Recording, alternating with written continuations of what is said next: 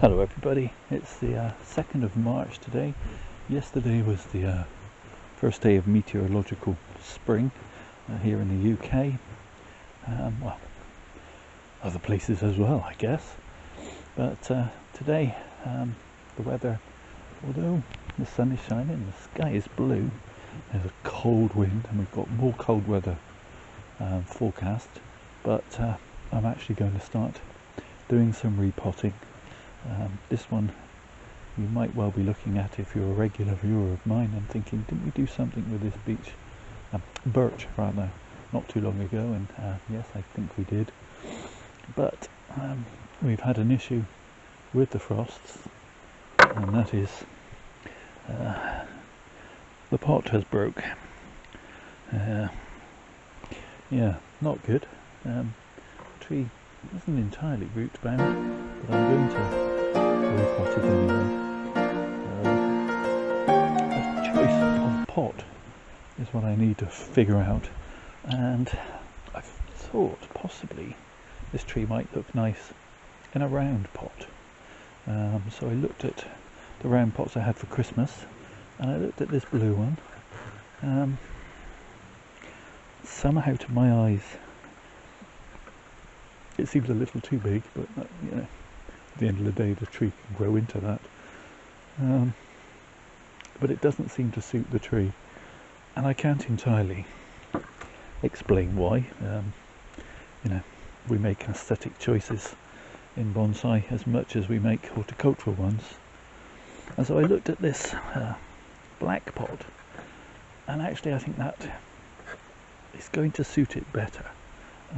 I also think once the trunk finally colours up into its silver, then that will contrast with the blackness of this pot quite nicely as well. So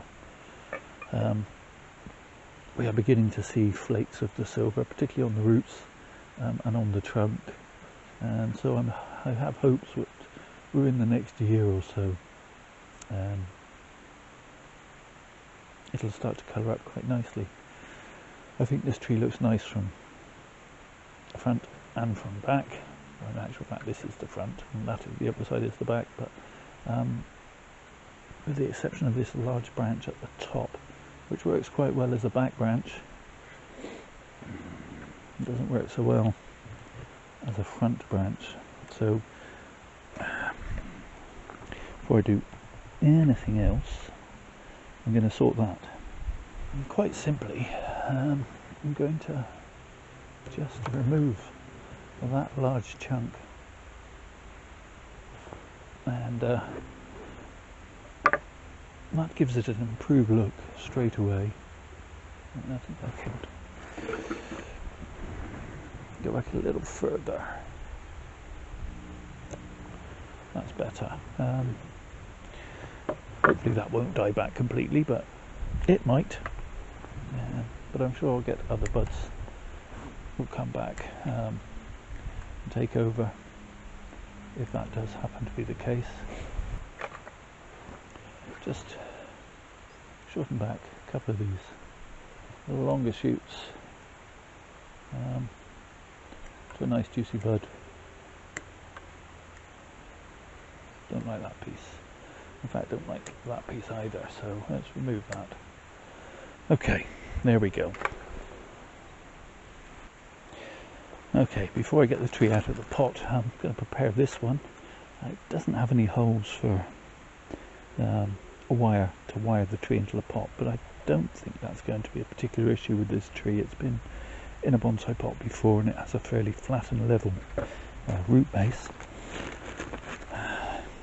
The drainage hole isn't as large as I would have liked either, but you know, can't be helped. Could try and drill it out, but why risk cracking the pot? In past years I've used these sheets of screen to cover the drainage holes, but it was never entirely satisfactory. Often would bunch up and blocked quite easily. So this year I'm trying something new, and I purchased these from that well-known online site named after a river, and that is, they come in these discs. These are 4.5 centimeter discs. They also come in 5.5 centimeter discs, and they're quite hard, firm. Well, they're not going to bunch up, therefore they're going to be less inclined to block, I hope. I also don't think they're going to need particularly wiring in. I'm going to experiment with that for this year, and we'll see how we go. Okay, turntable out, potting tray in. There is a shame about this pot. I always liked this pot. It's a sort of reddy colour with gold flecks through it, which was quite attractive, but frost is as frost does, I guess.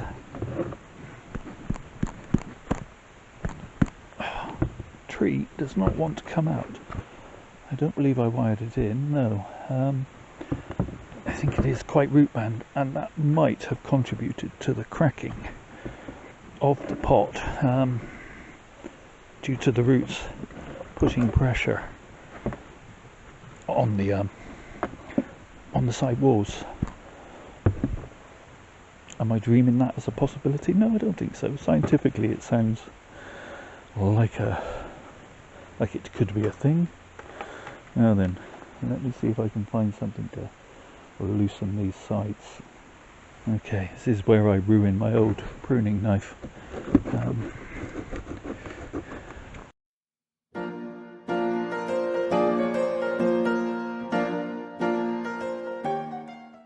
I will keep working at this and come back when it's out.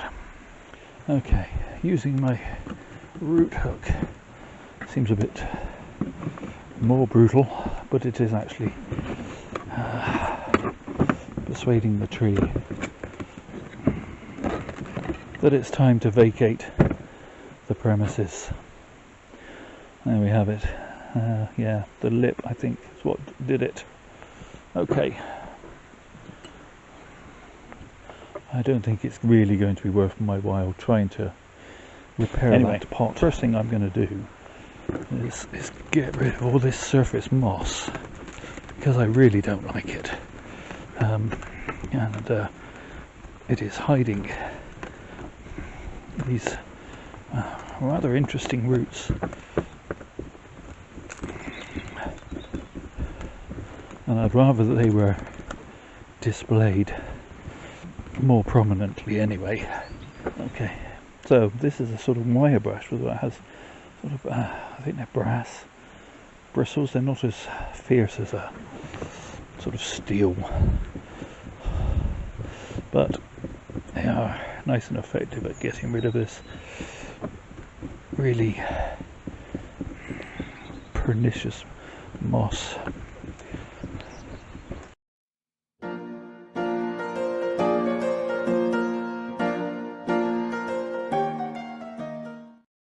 I know some people will be wondering why I've gone to all that effort to get rid of all this moss when other people like to cultivate moss on the surface of their pots. But again, it's an aesthetic thing. I really don't like the look of moss,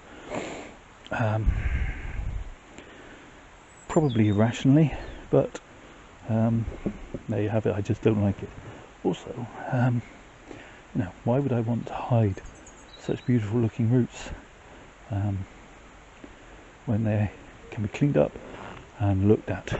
So there is still a little bit of moss there. I'm going to have to winkle that out with the root rake, root hook rather, but I won't make you watch that bit.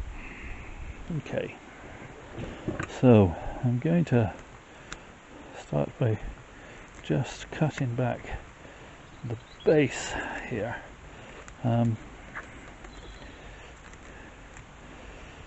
Where it's been running round and round and round in the bottom of this pot. I'm not going to comb out all of the roots, because I'm actually quite happy with the root placement and positioning. in terms of the surface roots. What I want to do is get back to a position where the roots aren't all at the edge of the pot, going round and round and round, and that will also give me hopefully a firm root plate to sit on the top of the pot, which then won't need the same amount of wiring in place to stop it falling over. Plus this tree's not particularly top heavy, it hasn't got a great big broad canopy.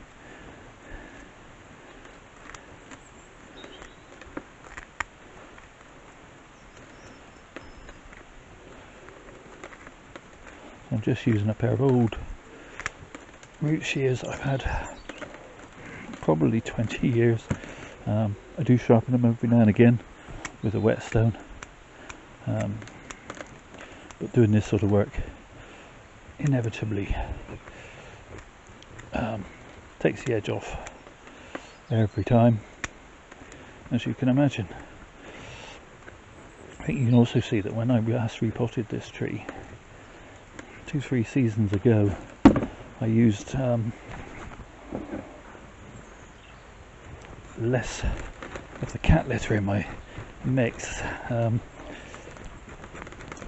but the tree still did reasonably well. But also there's been a lot of breakdown in the soil, so it looks quite peaty when it actually isn't.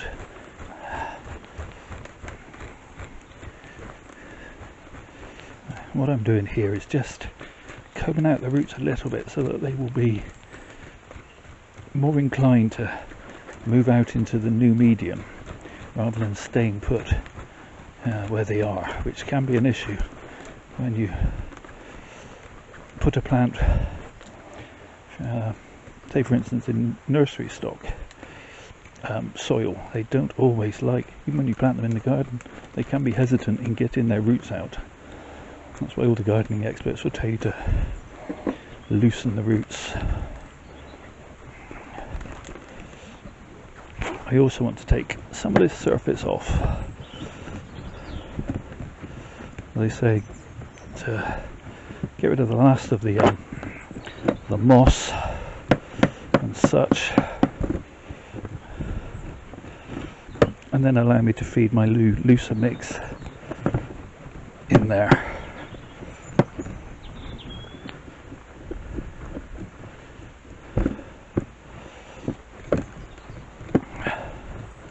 It does look brutal, again, I grant you it does look brutal, but the tree will benefit hugely from being out of this old stuff that's not draining well anymore and isn't going to hold any nutrients left in it after several years in this pot.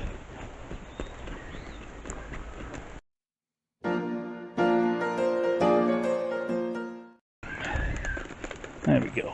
As I say, I'm not going to remove the whole thing. I know some people like to wash off the roots, but because we've got this cold weather forecast and because I think this tree will benefit from keeping some of this soil on to stay in one place, that's what I'm going to do. That's all I'm going to do. Okay, clear this up. Bits of use in this potting tray, huge in terms of keeping the mess to a minimum. So in comes the pot, and we'll try the tree for size. It's going to fit just. I'm going to have to tuck that root in a little, but that's good. Do I want to move it over slightly? Yes. Can I do that by tucking in the roots rather than cutting them off?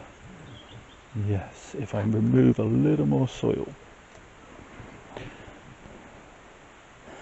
as I say, because this tree's been growing in a bonsai pot for a long time, and I do have this established root base, I'm not going to wash it, but other trees will get a full root rinse. Those that haven't been sort of root trained already.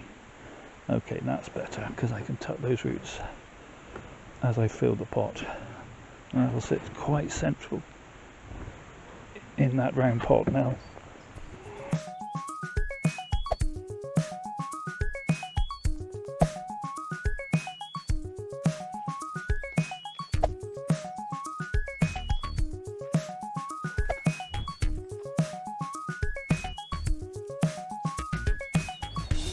Okay, as I say, because this is a firm, hard piece, I'm not going to bother to wire it into position. I think it'll just sit there fairly stable with the weight of the compost on top of it.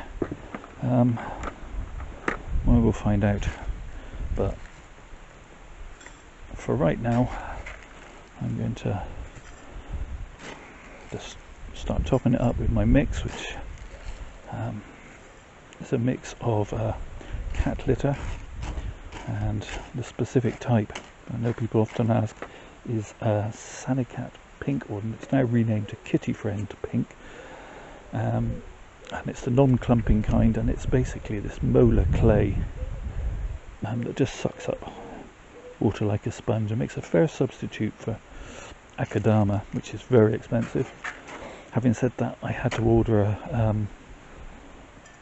a bag online because my local supplier hadn't been able to get it, and that was almost twice the price than I paid for it in the pet store near me, but postage free, so I think they got their postage money, but at least I got my compost. So make an educated guess of how much to put in. I want the roots to be slightly proud while still leaving a gap for watering, and that looks not too far off. So I'm going to add some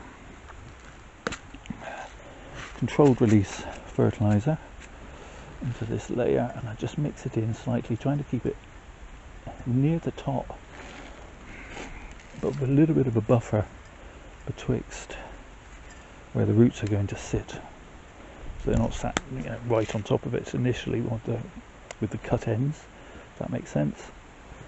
And then I think the tree's going to sit rather nicely there. I can move it a little more to the right, and that makes it fairly central. I'm quite happy with that, but I think I might need to lift it up slightly to that side, so let's put a little more that way. That's slightly better. I don't want to bury these roots, which are lower than those, if I can help it. Okay, so a little bit around the edge, and we'll make sure that we poke that in.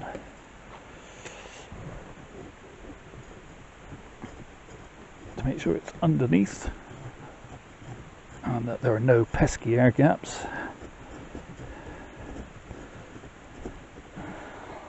It's a bit rough on the fingertips, if I'm honest, and that'll be the grit in the mix, which I started telling you what my mix was. As I say, it's the cat litter, grit, and an organic compound, an organic component, that's the word I'm looking for, which in this case is a soil-based compost, peat-free, and I then increase the amount of the compost, soil-based compost ratio for thirsty trees like alder, willows, etc., and decrease it for trees that really like some really good drainage, such as pines. Okay, so we're getting there. I don't even know if I finished the other sentence now. Yes, a bit rough on the fingertips, but you can actually feel by the resistance when you've got those gaps filled. And because the root base is flat, the soil base was relatively flat, you know that there isn't a major gap underneath. So another small handful of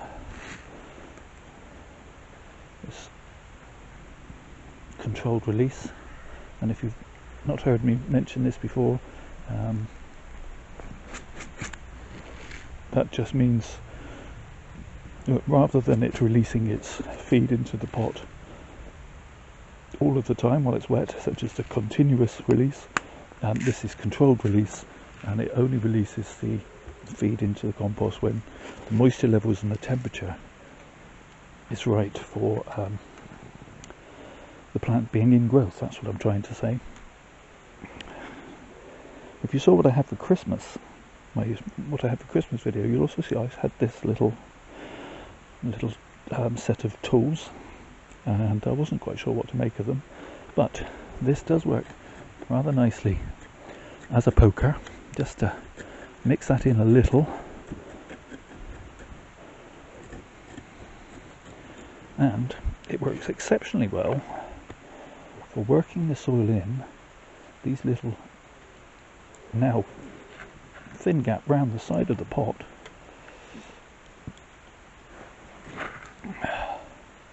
rather than using the bigger scoop. It gives you a bit more control. Takes a bit longer, obviously, but I find, there's me spilling it, less spillage.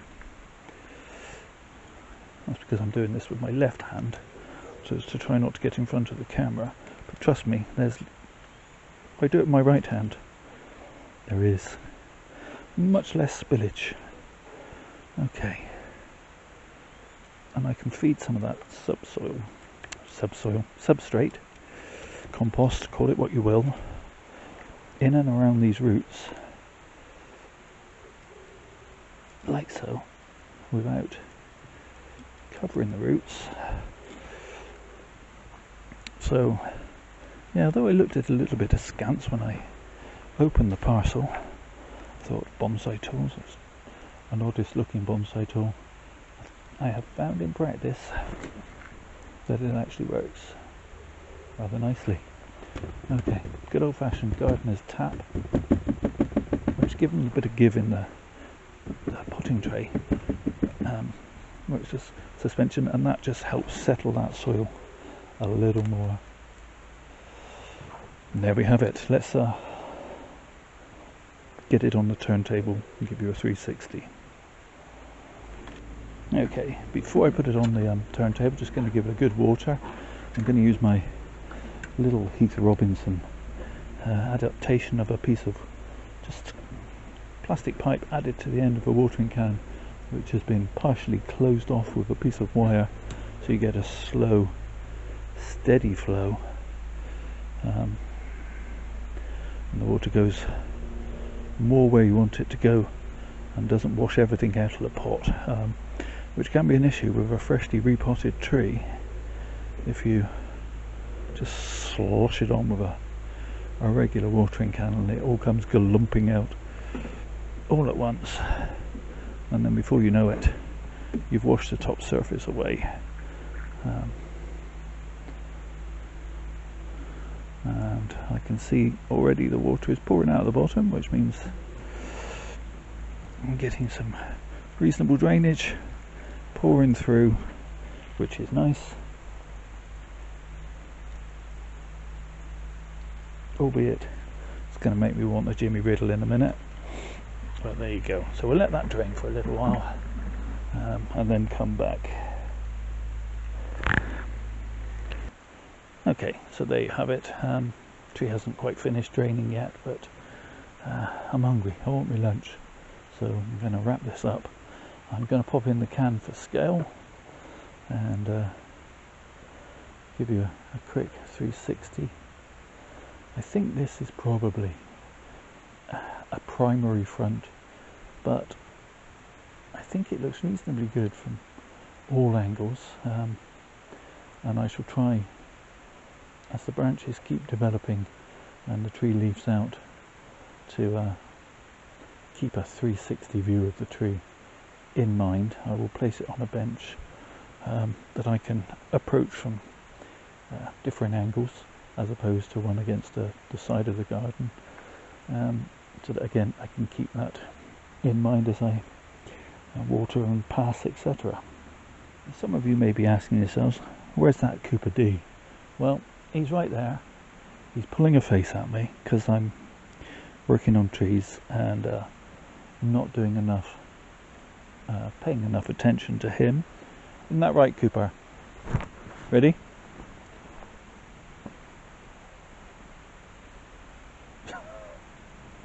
He's got the will, but not always the wherewithal.